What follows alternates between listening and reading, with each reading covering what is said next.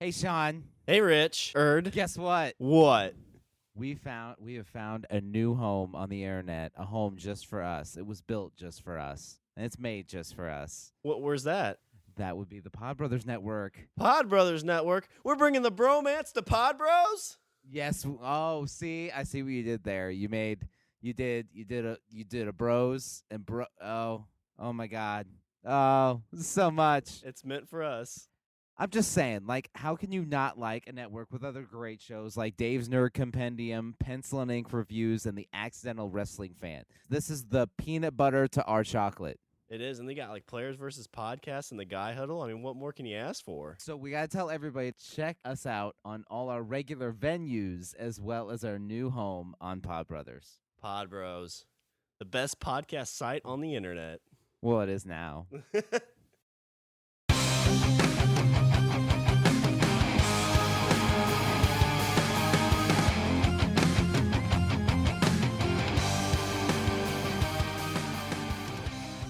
What's up, everybody? I'm Richard. And I'm Shawn. And we're speaking the language of bromance. And how are you? I'm good. I'm not doing too shabby. That's great. That's just great. So nice that we can lift each other up. Lift up higher. We need to make up a good, like, soulful, happy song that's what is going to be our new intro. Yeah. Well, I mean, we'll just add it into the musical episode. There we go. We're working on it. Right? Slowly but surely. How many songs do you have written? I have, let's see, counting the one we just did, like kind of like a quarter of one. We have like 3 seconds of a song. So I recently went to the comic book shop, and I was getting my pull list, just picking out some comics. And I love the comic book shop. There is nothing that beats a good comic book shop. It's, like, for me, at least when I was a kid, like it wasn't just a place where you went to buy books. It was a meet and greet. Like you went there, and like there were friends that I made there, and there were people I met there, and it was all just over comics. We started a comic book club. Oh, nice. Because of that shop. Did you say you had that in like junior high or something like that? I was I want to say I was like 13. Yeah, we formed it was me and a few other people that were in we all just went to the same place. And it wasn't even actually the place we went to, it wasn't actually a comic book shop. Like, they didn't sell comic books exclusively. They just had them. Okay, so it was kind of by default, because was this in back home, right? Yeah. This and it was a place they sold like antique coins and like different kind of antique-ish stuff. But at one point you started selling comic books. At first it was like just a big backlog, like back issues and stuff like that.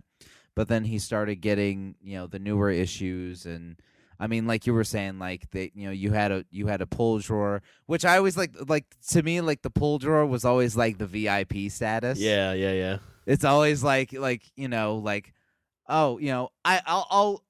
have comics. Yeah, they're waiting for me. The man behind the counter sets them aside in a special drawer. There is kind of a cool feeling. My name on it. When you walk in and like the guy knows you good enough that he doesn't even have to ask you your name. He like walks in, sees you, like kind of nods, and then walks into a back room, kind of like an old speakeasy. Yeah. It's like, oh, well, Mr. Shawn, nice to see you here today.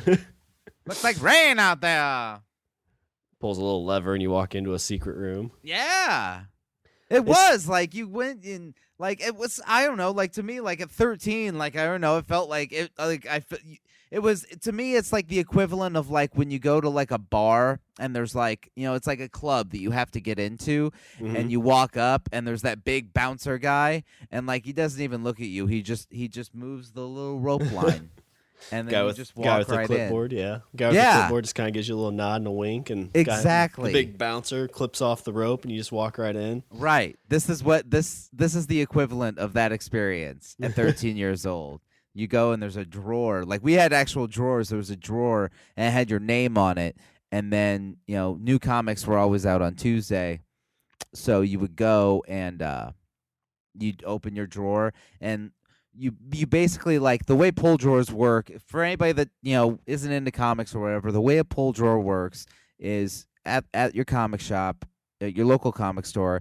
If if you buy issues on a regular basis, I mean, if you're considered a regular customer, they can give you what's called a pull drawer. And what you do is you leave a list of titles that you're interested in. If you are constantly into a series, let's say you collect The Walking Dead, or let's say you collect the Avengers or what have you, or Batman, you would give them a list of what comics you're into, and then when the new comics come out, one of the issues will be taken out of the stack and put into a drawer with your name on it. So then you go and collect. You go to this drawer at your leisure, open the drawer, pull out the comics that are in there, and then buy them.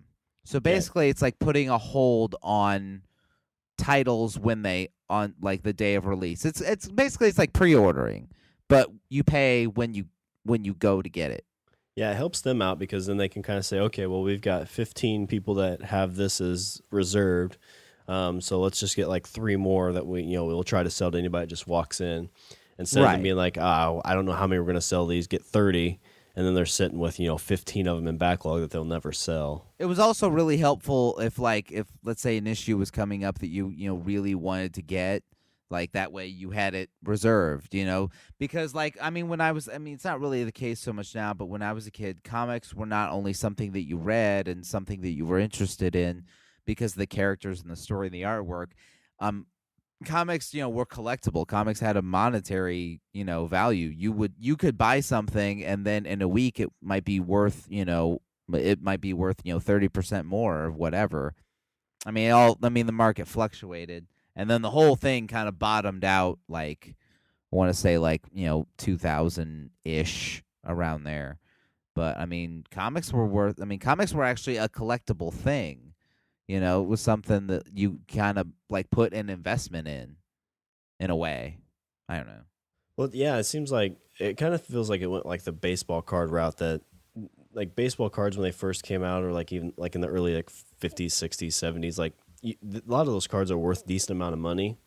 But then like in the 80s, 90s, like all these people are like, yeah, I had that baseball card, but I threw it away with all my other stuff. Right. So then when the 80s and 90s came around, everybody's like, keep every single baseball card you ever get. Right. And there's just this huge, like, there's so many baseball cards out there that they're just not worth any money. I think that sounds like that's kind of what happened with comics. Everybody's like, well, you buy 1 to read and then you buy 2 to board. Well, not only that, like, you combine that with the fact that, especially in like the 2000 era, companies were doing a lot of reissues and reprints of given titles, given issues. So that also, like, it kind of flooded the market, and then the value on a lot of things really dropped out. Really anymore, the only comics that are worth like serious money is like the ultra rare ones that you're never gonna see, like Action Comics #1, the first appearance of Superman. Yeah. The last time I even heard of someone having one was Nicolas Cage actually bought one. Action Comics #1, first appearance of Superman. He had it and he was selling it. $1 million price tag. Yeah, I'm kind of curious if, like, when you start seeing some of this older generation that passed away that might have bought those, if going through those houses, you might find them in like weird like places. Like they used to use those things as like insulation. Oh yeah. So, you would tear down walls and you'd see like Spider-Man on as part of the plaster. Yeah. You're like what? It's like, oh, this is all intact. It's probably only going to get rated like a 3, but it's still worth $100,000 at that grade. Right. Yeah.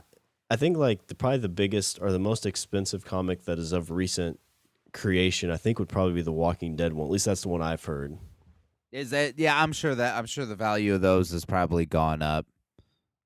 I have no idea what they're worth, but I'm sure it's gone up. I think I heard one went for like $10,000 about a year or two ago, but from my understanding, like that was way overpriced. Like they're saying like it's probably like a $4 to $5 grand comic right now.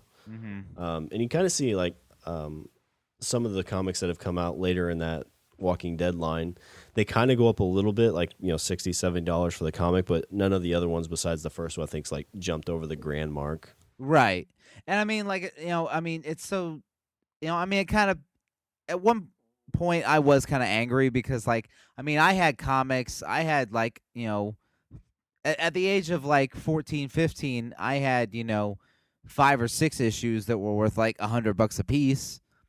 And then, like I said, by early 2000, like those comics I had that were worth, $100, $200 went down to cover price.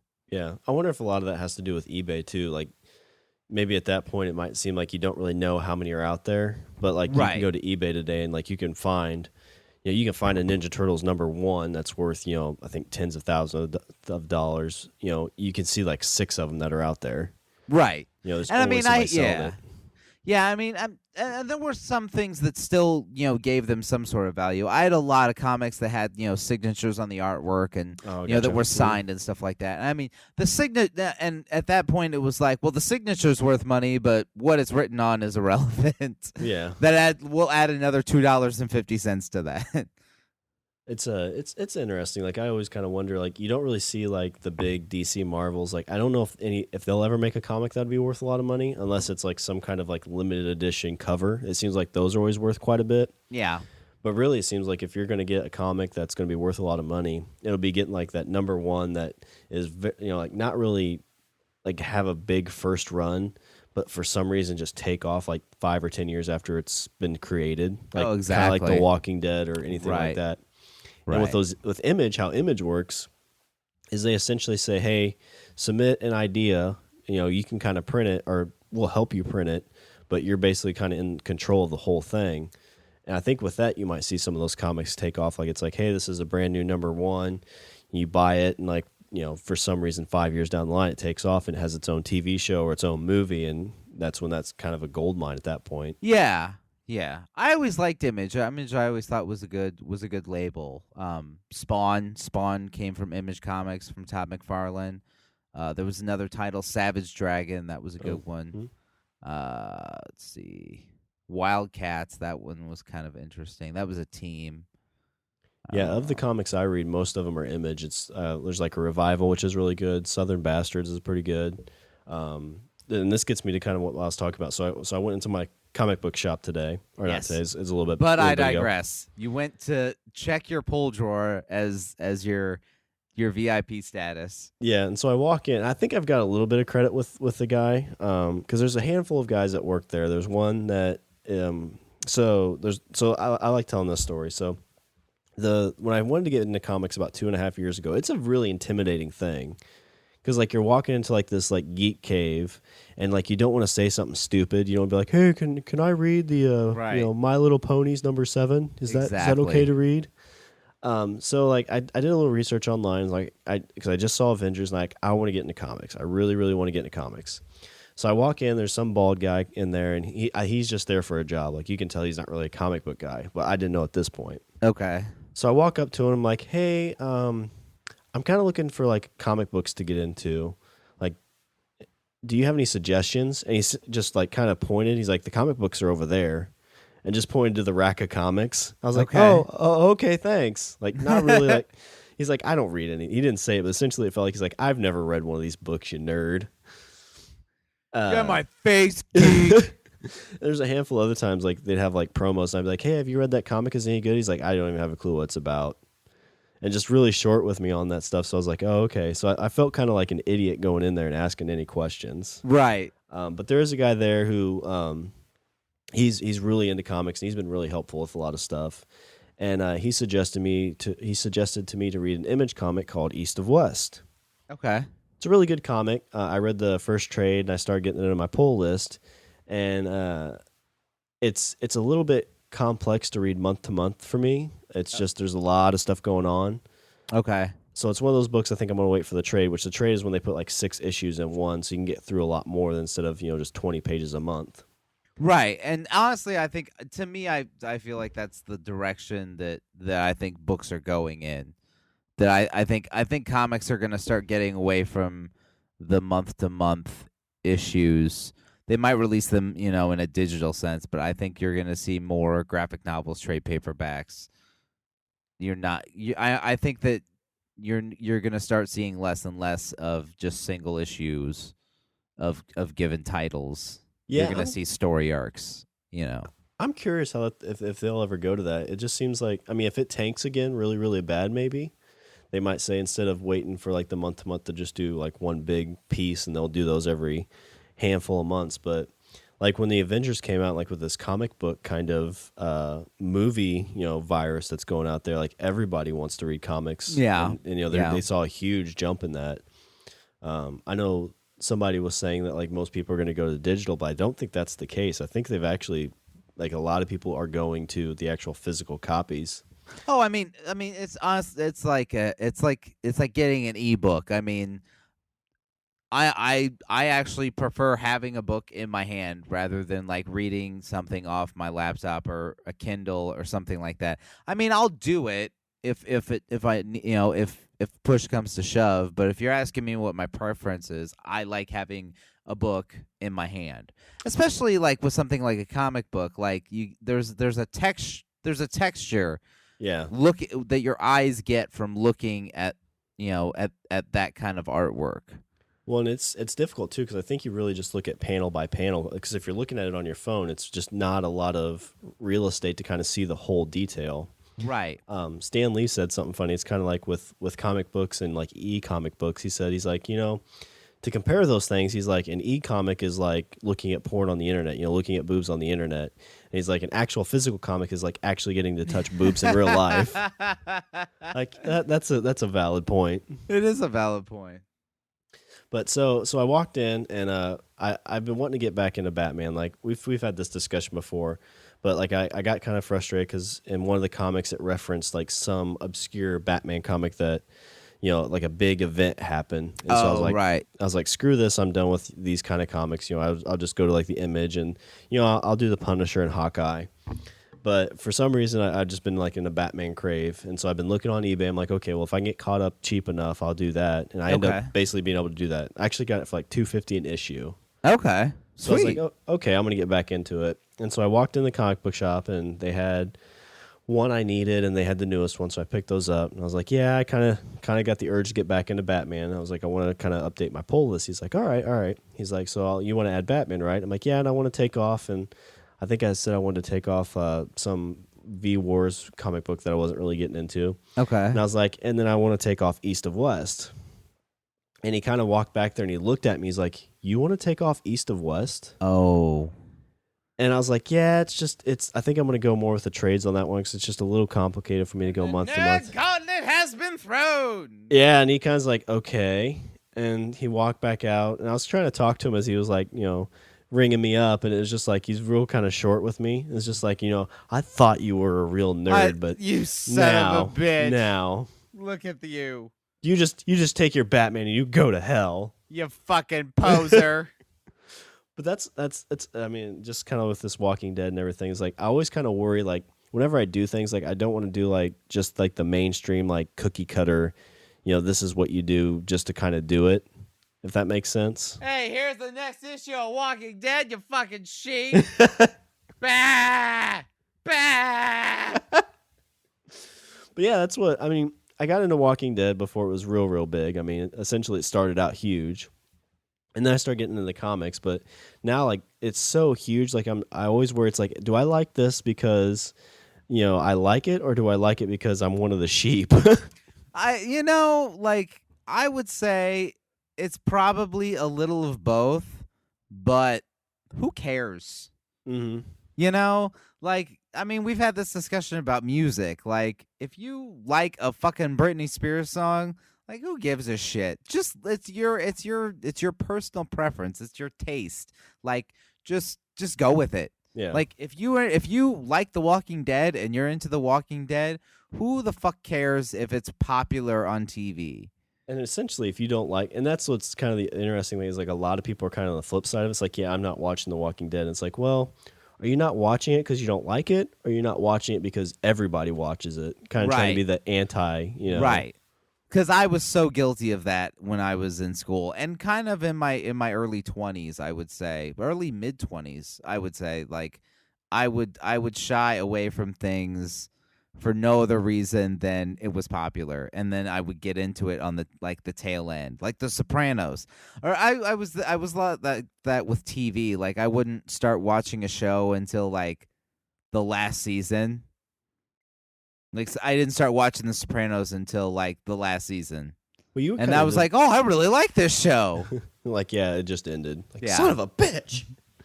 Well, you did that with Buffy, didn't you? I Like, did you that didn't with watch- Buffy. yeah. I didn't. Yeah, with Buffy, it was like season 6. I didn't. Yeah, second to last season.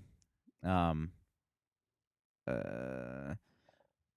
trying to think what else. I can't think of anything else off the top of my head. Kind of Breaking Bad.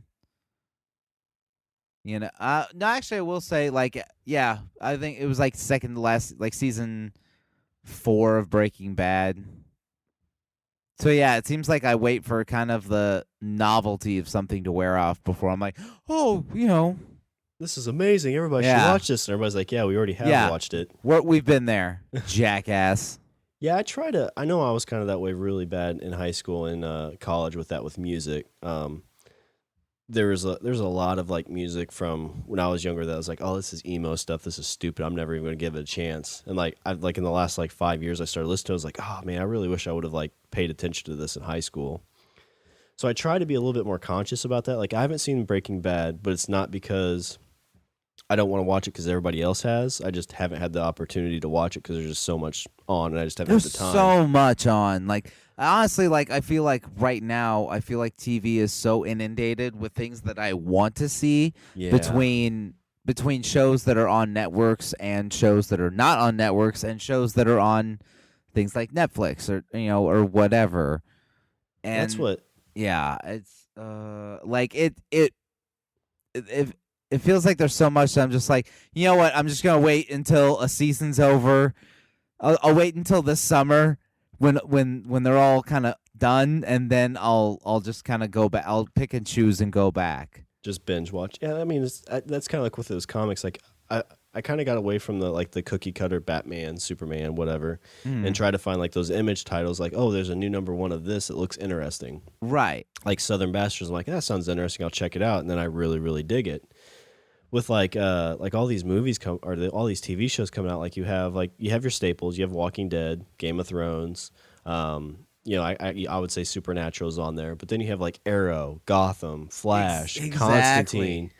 And it sucks because it's like I don't have time to watch all these right now. And then like you see another one, it's like I forgot about Constantine until I saw something on the internet. I was Yeah, like, fuck, me there's too. another one I want to watch. I was like, oh yeah, I forgot about fucking Constantine. I remember seeing the trailer like 3 months ago, and I was like, Yeah. oh, that looks like a good show.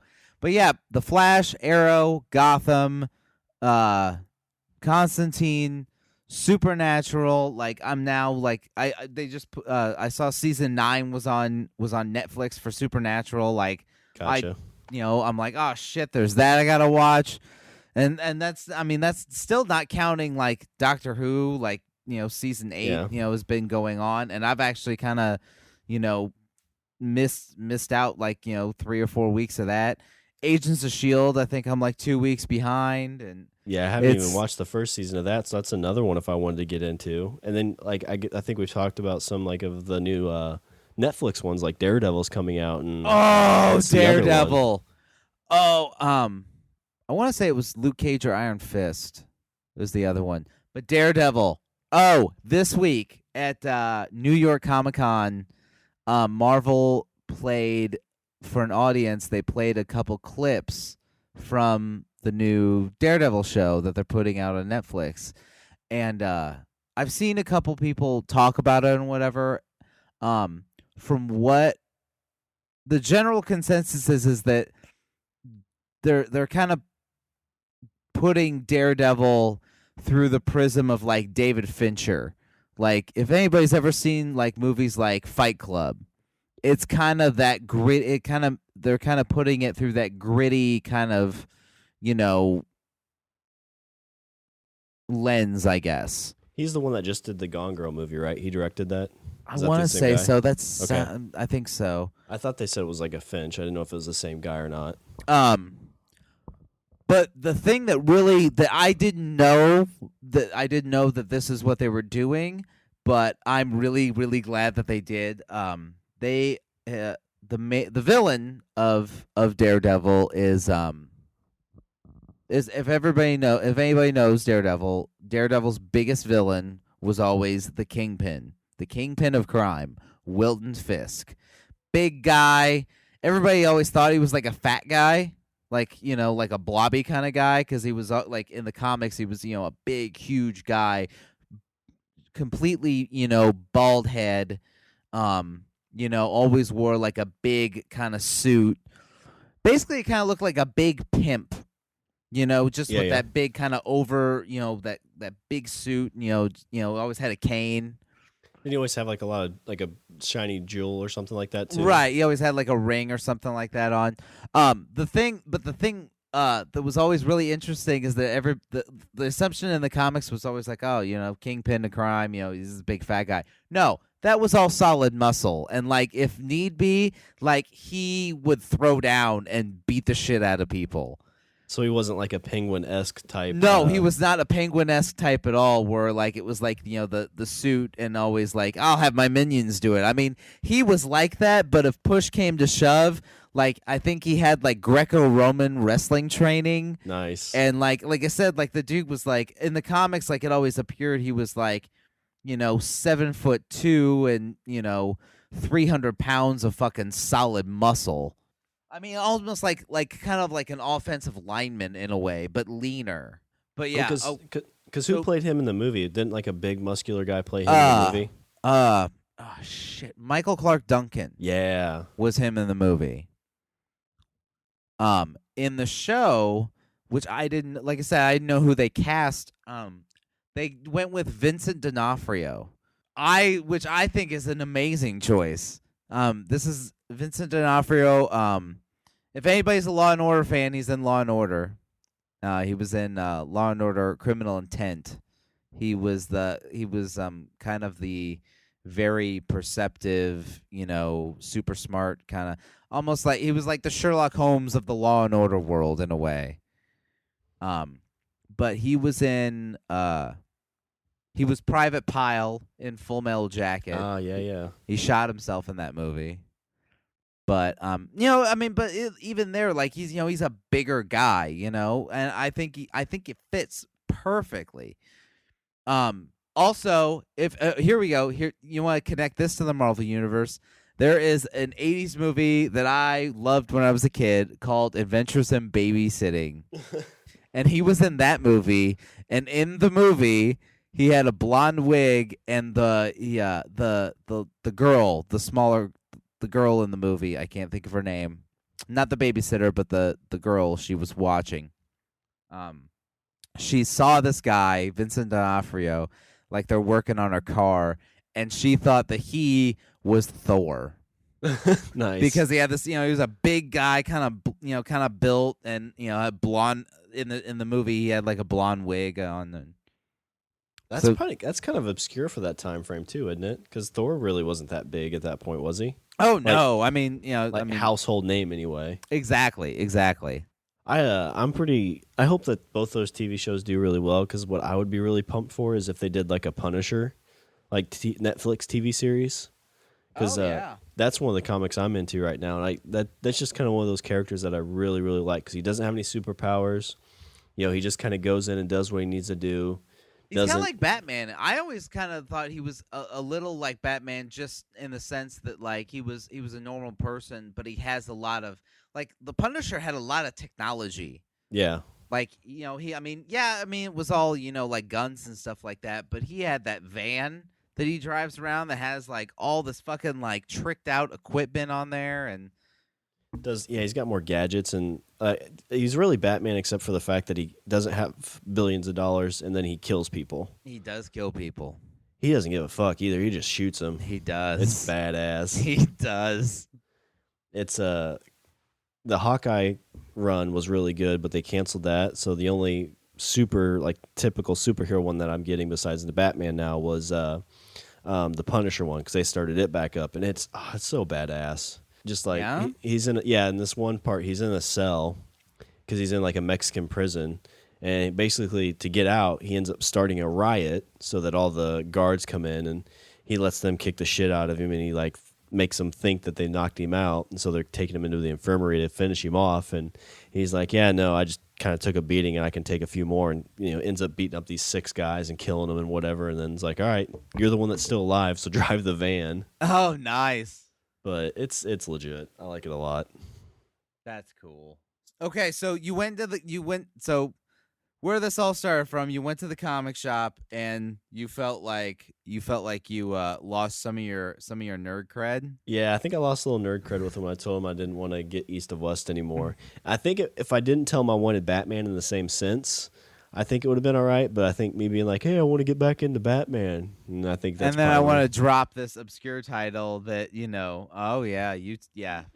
that you told me about, that was awesome. That I did tell you was awesome, which is awesome, but just a little too much for me. But the main reason too is like I don't want to get too many titles, because what I hate doing, it's just like with TV shows, I hate having so many of them queued up that you feel like you just have to like binge real quick through them, so you don't really pay attention to it fully. Like with comics, you just kind of read the bubbles, but don't look for like real close to the pictures. Yeah. And then 3 issues down the line, you're like, oh, I didn't remember seeing this guy. You're like, oh, because I didn't look at the pictures. Or like a TV show, it's like you binge through 5 episodes, and you're like, oh, I didn't really catch that because I hurried through it too quick. Yeah, exactly. And really, is that where we're at now? Like, we have to like rush through we have to rush through our entertainment so that way we feel like we're caught up on it. Like it's something we have to catch up on. I guess so. This is where we're at in the world.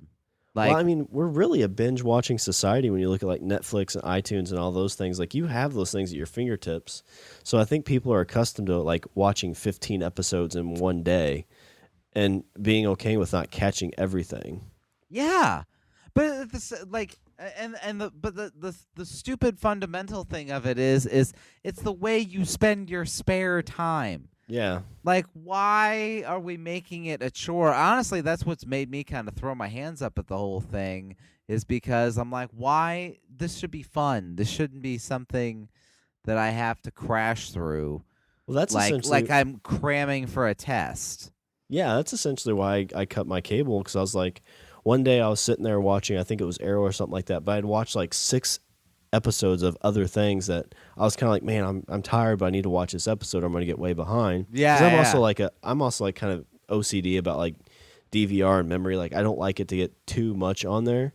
Like even though I have half of the DVR left over, I still feel like, oh my God, I only have half left. I need to get rid of some of this stuff. My thing is always like, if the DVR gets kind of full, it's not that I'm like, oh, there isn't that much room left. I'm like, oh, there's so much stuff. There's too much stuff. It's jumbled. There's too much to watch. I feel exactly. That's exactly it. Even some of the things on the DVR are like movies that I just keep there.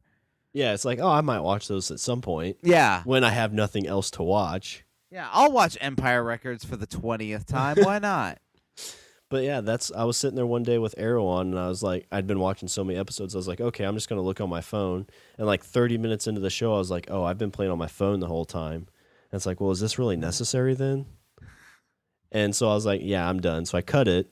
And basically every show I watch, I can either get through Amazon Prime, where I can pay $1.99 for it and watch an episode, or I can get it through Netflix or Amazon Instant or whatever. Like there's other avenues to get it. I don't necessarily need cable. Right. And I mean, I've been that way for the last, oh God, it's been at least probably 2 years. I got rid of I had satellite.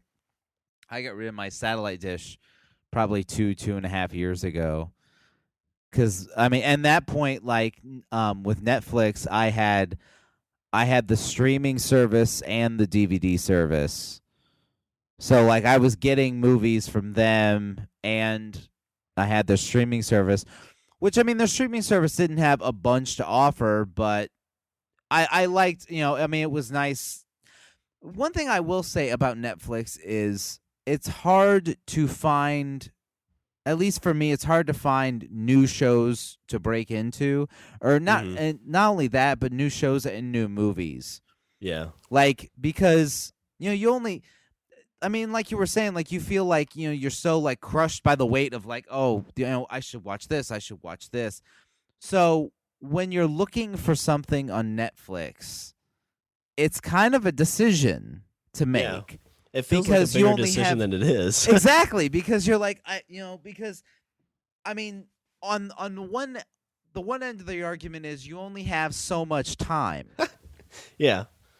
So you better damn sure spend it wisely. It's like And my problem is I'm a bit of a completionist. yeah. So even if there's a fucking terrible bad movie on, I'll finish it. I just like this is what it feels like to me. Like I'm sitting there, like I'm panicking, like okay, I can watch this. It's like I'm like 40-60 interested. Like I can watch this. I'm 50-50. And like it's just like I'm doing this like calculation in my head. And like Tiffany comes down, it's like Shawn, why are you sweating? What's wrong? Are you okay? Are you sick? It's like I'm trying to figure out what fucking show to watch.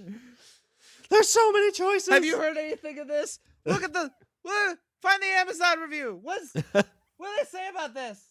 I'm going to bed. Oh god, I'm tired. Go And to this bed. is It's like- and this is how we spend our spare time. This is what we do for leisure. Yeah. Well, it's I kind of had a lazy day today, and I felt really guilty about it because there's a couple of side things. Like there's the podcast that I like doing in my spare time. Like we've talked before, I'm trying to do some writing in my spare time. So today was the first day that like I just kind of not really binge watched, but I watched like 2 episodes of Turtles, like a couple episodes of Walking Dead to get caught up, and then I watched like a couple episodes of Son of Anarchy.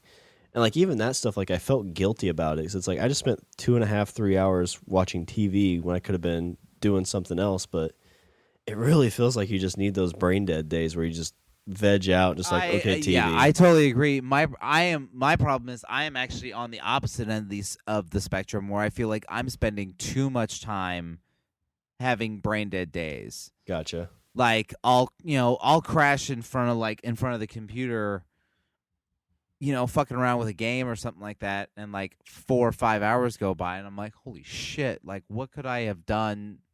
I'm not saying like, hey, I could have cured cancer in the last 4 hours, but I'm sure I could have done something that I would have felt more fulfilled at the end of that time. Yeah, So- but you can only masturbate so many times. Ha ha! Shows what you know, sir. But I kind of Forearms like steel. you got a grip like no other. But so actually, I spent my day today being actually somewhat productive. I came up with like a daily schedule for myself because I was tired of feeling like listless and having no direction. So I actually came up with like a bullet point thing of like this is what I want to do. I want to work on these aspects of my life. And these are the things I think that I should do in order to accomplish these goals in these areas, that I feel need work, socially, personally, professionally, emotionally, in terms of like family and relationships. And yeah, I mapped it all out. That's what I spent my day doing. So while There's- you were lazing about fucking with your Walking Dead and, probably like with like, a bag of chips or at least some sort of soft drink handy. Yeah, had while you were cereal, doing yeah. that, I was working on the betterment of my own life. I was taking the reins on this wild ride that is my existence. Well, now you make me feel guilty, so now I'm gonna have to stay up till like 6 a.m, like doing something productive. Right? Shawn, why are you building a sled? I can't help it. Feels Rich. good to make something with these hands. Maybe it's October. It'll be here before you know it. Do you feel that temperature change? She's like, I turned on the air. It's hot. Oh. Santa Ana wins. There is something to be said about. I think making lists and like writing things down is very underrated. It is. And Because- honestly, I actually like the process of not just writing things down in terms of like making a list or something like that. I actually like the feeling of putting a writing utensil in my hand and actually putting something on paper with that writing utensil. When it comes to writing, because I mean, like when I was younger, like in high school, like I was really into writing. You know, I was an editor on my school paper. Like I had a column. I was a writer. I liked doing it. It was fun to do. It's actually something that I've been contemplating, like trying to get back into. But for me, when it came to the actual writing process, I liked writing physically, like with my hand and a pen and paper. Like I'm not big on typing things out.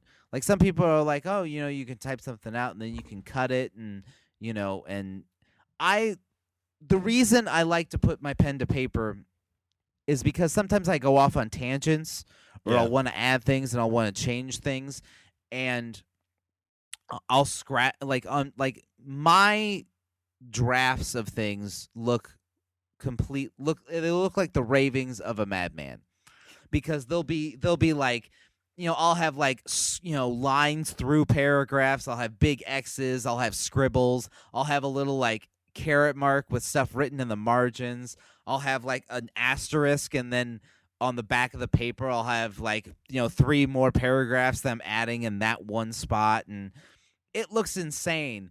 But then when I go to actually like type something out, it's more work, but I can actually see my thought process while I do it. Well, you could like if you're just typing it up, like in those things where like you delete stuff or cross stuff out, you completely lose that. But if you keep that, at least you can go back and say like, wait, what was I trying to do here? Exactly. And maybe you do want to go back to that. You're like, okay, well, when I rewrote this for the 3rd time, like I actually like my original better. Or maybe you tweak it between the 4 or 5 rewrites, and you can get what you feel is perfect. Exactly. I mean, and some people can do that. Some people can just, you know, some people prefer that, to be able to sit and just, you know, type, clack away on their keyboard and come up with something, and then, you know, kind of like cut stuff or copy and paste it or do whatever. I like to write it all down and have it be a gigantic jumbled mess and then sort it out on a computer, because like you said, like it helps me see where I was coming from and where I wanted to go and what the routes I didn't take to get there. It helps it I don't know, it helps me understand myself in a sense. Yeah, it makes sense. I know when I used to write papers in high school, my first like probably up to my senior year I did that. I'd write it out completely on paper and then go and type it. Now with I don't know if it's just because I've been sitting in front of a computer for longer now. Usually my default is I type what I want on the computer, but I make notes other places, like on paper or on a whiteboard or something like that. So I kind of flush my thoughts that way. Oh, that would drive me insane, because then I'd be like looking like in like 4 different spots. That would drive me crazy. That's I mean, God bless if that works for you. Like I'm glad, but that would drive me nuts having to to have like my computer monitor covered in fucking Post-its along, you know, Yeah. drive me crazy. It would feel too cluttered, and like it would feel like everything would be coming at me at once. Yeah. Well, essentially my whiteboard, I kind of keep like characters or like events that I want to happen. And then a lot of times if I'm away from the whiteboard, that's what the paper's for, is to capture those things. Yeah. So a lot of it I try to keep centralized, but yeah, I can see if you're creating like a bunch of different Post-its and having those all over the places, that can be pretty crazy. Oh, that But would drive me crazy. But even at work, like Post-its, I love those because you were talking, like we're talking about lists. My favorite thing about lists is not just the writing it down, but the crossing it off. So it's like when you accomplish something, you could just put a big line through it or an X or a check mark and be like, hey, I've accomplished this. I finished this. There is I've better achieved feeling. my goal. No better feeling than Yep. crossing something off a list. Or if it's like a Post-it, that's why I love Post-its. It's like I need to do X, Y, and Z. It's like I did X, Y, and Z, crumple it up, throw it away. It's a Oh, great see, no, accomplishment. It's done. there's more personal satisfaction in drawing a big fucking line through it. Yeah. Big fucking line, like that is done because I finished it. Because I mean, So- like I said, I'm a completionist. Like even if I will sit through a bad movie just because stop. I can't stop watching a movie in the middle of it. Like that Yeah. seems like a foreign, weird idea to me. I've only stopped watching a handful of movies, but yeah, I wouldn't say I'm a completionist, but there are some things that's like shows and stuff. It's like I feel like I usually have to watch those to about the end. There have been movies that have like tried to start, but I like about like if I get like 5 minutes in, and I'm there's some like I've gotten like 5-10 minutes in, or even 15 or 20, and I just know I'm like there's no point in me having this on. Like I just don't care. Sucker Punch, great example. Yeah. I could never get into it. The first where the books, what are the series of books with the sparkly thing? Twilight. Yes, I tried watching that first movie like 3 times. I think I fell asleep. I fell asleep all 3 times. I had a friend come over with his girlfriend who loved that movie, and we sat down and watched it. And yeah, it bored me to tears. We ended up like, you could set like on a PlayStation to go like 1 or 2 speed, so like they're still talking, you still kind of capture it, but it goes faster. Oh yeah. And there's like a good 10 minutes of just that where it didn't seem like there was any talking. It's just like, this is hideous. This is ridiculous. Yeah, I tried watching it. Like I said, it was 3 different times. One was at like late at night. I tried watching it and I fell asleep. And so I woke up the next day and I was like, it was late. So I was like, I was probably just tired. So I tried again in like the middle of the day. Yeah, still fell asleep. So then the next time I was like, okay, I'll wake up and then I'll watch it. I was like, I'll wake up. I'll wait like mid-morning. So about 10 in the morning. Yeah, fell asleep again. Yeah, I've tried to watch that one. I don't think I've seen any of the other ones, but maybe the 3rd or 4th one. And essentially that one wasn't too bad because there's like a big vampire battle. Like there's like good vampires and then there's like bad vampires. Okay. So if you take out the fact that they can go out in the sunlight and all the other stupid stuff that's in there, that part was actually kind of decent. Okay. But essentially I don't tell that many people, so don't tell anybody I said there's one Twilight show that's actually decent. I don't want anybody to know that. Okay, I won't tell anyone. So, I know you mentioned it a little bit, but is this going to get you kind of fired up to kind of start your blog up for our site? God, I hope so. I hope so. I've actually allotted myself a block of time that I'm going to try and work on these things. Are you wanting to? I don't know if that's on your list for specifically a blog or anything, but if you were, are you wanting to try and do like a weekly or a monthly or? I see. I don't know. I don't.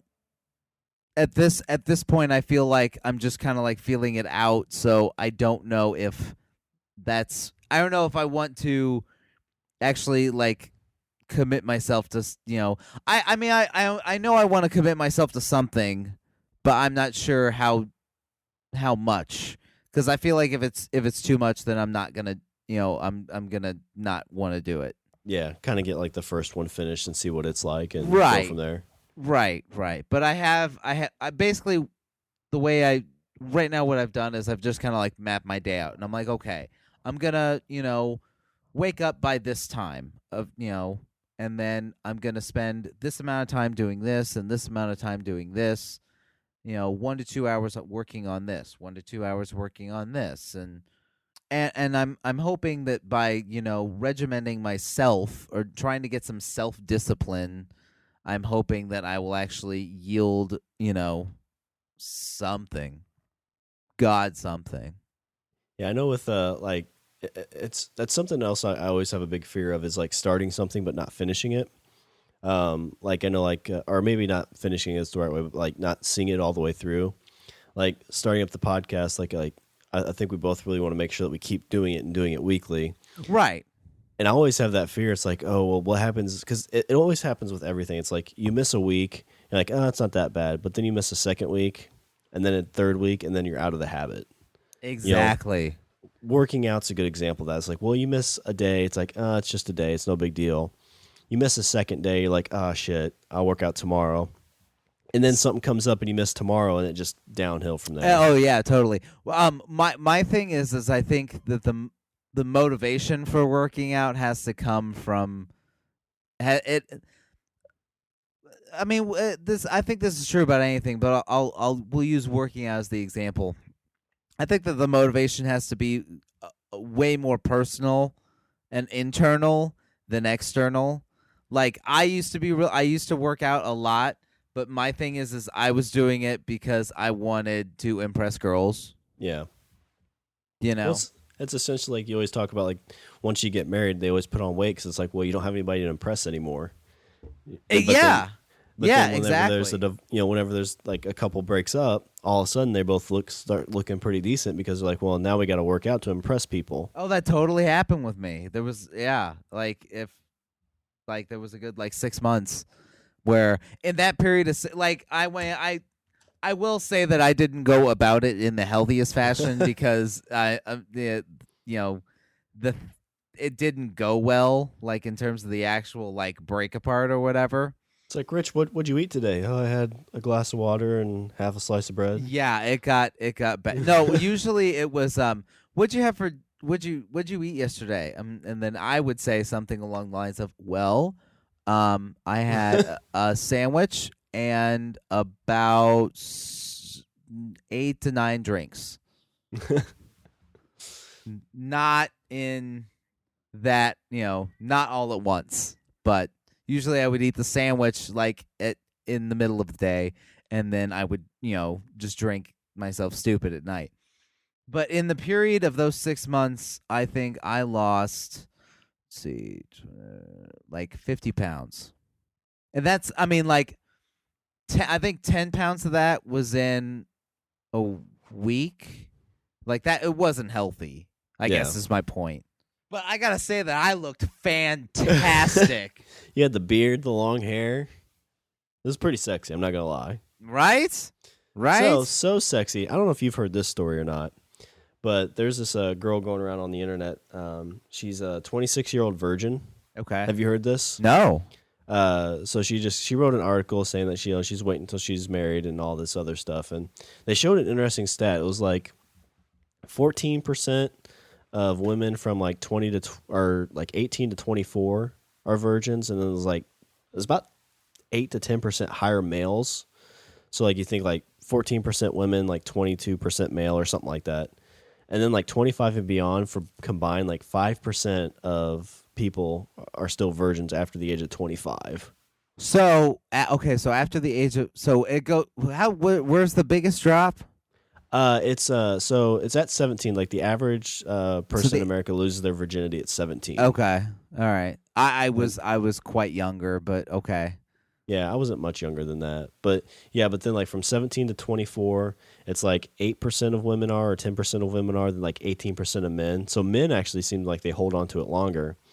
But then from 25 and beyond, so they say just 25 into whatever, only like 5% of the population. So this girl would fall into the 5% of that. Huh. 5%. Yeah. I see. You would think it'd be higher. Like I honestly thought it would be higher. I'm surprised it's that high because it seems like this day and age, like I don't know if I've known anybody. Well, actually, I take that back. I've probably known a couple people that have held on to it after post college, but it just seems like an odd thing. Like it's just interesting how the culture's changed because before, like people would, I would imagine this would be skewed and people like, oh yeah, I was a virgin until I got married because that's what everybody said back in the day. Right. But now it's like if you're 26, but then you realize that everybody lied. Yeah, exactly. Because today it's like if you start dating, let's put you in this scenario. So you start dating a girl, the third or fourth date, she's like, oh, by the way, I'm a virgin. Like if you've had sex, it's like, oh, that's not a big deal. It's not that important to me. But then like 6 months down the road, 8 months down the road, yeah, and you're still just holding hands and kissing. Like it's tough to say somebody can stick that out because I totally agree. It's hard to have. I would think in this day and age, it would be extremely hard to be in your 20s and have relationships with people without a sexual component. And I mean, maybe I don't know. I fear that that's coming across badly by saying that I'm not saying a sexual component is needed in order for a healthy relationship to function. But I mean, God damn, I mean, everybody wants to drive the car before they fucking buy it. There's a lady I worked with. She was like in her like maybe mid to late 30s. Like she was an older woman, and she said something along the lines because they're talking about virginity and everything. She's like, "Well, you never try on a pair of shoes until you buy them, or before you buy them." Exactly. It's like, oh my God, she had sex before she was married, and that was kind of my realization. Is like, oh, I guess everybody has sex before they're married, or a majority of people do. I would, yeah. Because I mean, it to me. I mean, isn't physical intimacy like? I mean, I'm not saying it's the end all be all of a relationship, but it's up there. I think it. I mean, It's the pretty one thing important, that you're gonna do. It's the one thing I think that you do with somebody that you don't do with other people. I mean, granted, some people have, open relationships or, polygamous relationships or whatever. And I'm not knocking that at all, but I mean, intimacy is something that you don't share with everybody. You're not sleeping with everybody you fucking meet. And you look at like that girl, like she's 26, and like when she marries some guy, like it'll probably be really special for him because it's like, oh, this girl actually wants to marry me and actually wants to be the only person to have sex with is me. Sure. But like if you're, I mean, if like, so it's essentially 2 years younger than me. So let's just even make it like I'm 28 and I meet another 28-year-old. At this point in my life, she's like, oh, by the way, I don't do anything besides hold hands and kiss. Like, I would like to think I'd be okay with it. And I'm sure I'd be okay with it for a while, but at some point you'd just be like, just touch it. Or watch me touch it. Please, stop looking away. Are you ashamed? Now I'm ashamed. Oh, God. I'm going to go in the basement. I'm using it as lubricant. All right, let's go to bed. But I mean, and here's something that honestly, like, and I don't know if this is true. This is just speculation on my part. But I would think, okay, let's say that you, Shawn, are a virgin, or you were when you got married. Like, okay, like Tiffany is the only person you have slept with up to this point. Mm-hmm. So that's your only one. Do you think that, after like 5 years of marriage, 10 years of marriage, do you wonder if maybe you're not, in terms of like your prowess, maybe you're not as good as you think you are, but you don't know any, or maybe they're not as good as you think they are because you have no basis for comparison? I think it'd have to be human nature. Be like, I wonder if, because I mean, at one point, I'd only been the whole grass is greener thing, I guess. Yeah, you're like, I wonder if, like, is this how it is with everybody, or is it different? Other, are other people different? Right. And even when people say, like, I mean, more than likely, it's going to be the same with whoever you're with. Essentially, like, it's not going to be a ton different. You're like, well, are you sure? Are you really sure? Yeah, yeah, exactly. That's I mean, people are like, it's not really any different. It's and they would, and people do say, it's not about, this or that. I mean, it's about emotional intimacy feeds physical intimacy, and I totally agree with that. I think that, if you're with someone that you have feelings for, that you strongly care about, it is better than somebody that you pick up in a bar. I will totally agree with that, hands down. Okay, let me put another scenario to you. Let's say that you were the only person that Tiffany has ever slept with. Like, it's you and nobody else. Mm-hmm. I mean, would you after, I mean, it kind of, I mean, from the flip side of that, after 5 years, 10 years, are you like, I wonder if she is thinking, like, if I was her, I'd be thinking, God, is that's exactly what I'd be thinking. I'd be sitting there, like, every time we, like, sit down or, like, after we finish, I'm like, I wonder if she's thinking about somebody else. Because you'd almost want to try harder. Like, so I want to make sure, like, you have, like, 30 of these before I go, just to know, like I'm the greatest ever. Right. I need to leave. I need to remove doubt. We need to remove doubt right now. That's what needs to happen. I read an interesting article about a girl who was not the same girl, as a different girl who waited till she was married, and like she hates sex because like to her it feels really dirty and it shouldn't, because like her whole life she was She told must it's be like Catholic. I can't remember if it was Catholic or it was she was definitely Christian. It was coming at it from a religious standpoint. That's where the guilt is. Yeah, and it's like, no, you're not supposed to have sex. It's bad to have sex until you're married, but once Right. you're married, it's okay. Right. And she waited till she was 23, 24 years old. So I mean, you think about it for that long, it's like, oh, that's dirty, that's wrong, it's not right. And finally, you get with your husband, it's like, well, I mean, I don't really feel any different now that we're married, but this act still feels inappropriate and dirty to me. Yeah, yeah. And that just I felt so sad about that. Like, yeah, it fucks you up. Yeah, I think it totally fucks you up. I think going at it from the point, it's like, I don't think sex is bad, but I want to wait until I'm married because I want it to be special. That's one way to look at it. 'Cause you're like, okay, once we get married, it's not a bad thing to do, but I just want like to this person to know that they're the only one I've ever been with. Like that seems cool and okay. Yeah. But it's like when it's beating that's in your totally. head. But I mean, like I'm thinking that there's, I mean, from my perspective, I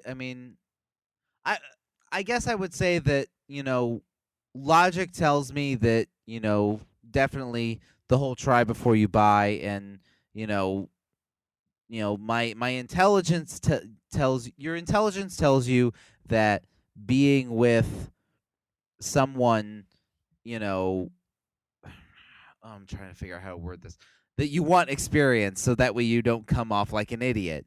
I mean, okay, like, as an analogy, like you went on the internet and researched comics before you went into a comic store so you didn't seem like a fucking idiot. Yeah, exactly. So I didn't bust my Batman right away. Exactly. So, I think there's a part of us that, number one, there's the whole curiosity of the entire experience in general. And my curiosity wants me to do it. My intelligence is telling me that, you should, learn this experience and, have it. But I will say that, wisdom has taught me that it is totally different with someone that you care about. Yeah. And whether or not you should wait for that, I mean, that's entirely up to you. Whether you should wait for, your wedding night in order for you to feel that connection, if that's what people feel like they need, then great. Some people wait for an emotional connection that's not as strong, and that's fine too. Yeah, so I think it's You're just all kinda, okay. Yeah. Wait a second. You're okay. I'm okay. The guy from the comic book shop's here. I don't know what he's doing here. You've never had sex. You gave up the wrong comic, you nerd. You non-nerd. Oh, that was rude. That was rude. Little bastard.